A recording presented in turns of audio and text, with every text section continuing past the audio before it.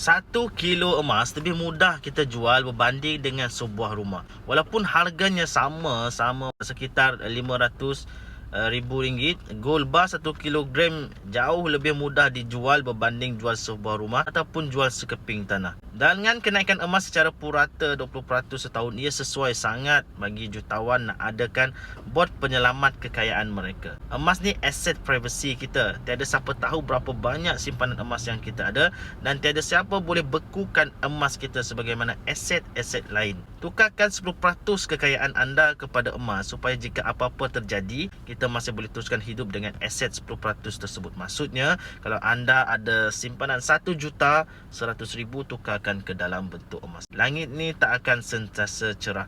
Dengan rahmat kasih sayang Tuhan, emas 1 kilogram ni pernah bantu selamatkan isteri dan anak-anak mentor saya ni ketika dihumban penjara 2 tahun. Jadi nak mulakan simpanan emas, tengok pin video 5 langkah untuk mulakan simpanan emas. Saya akan bimbing anda sebaiknya.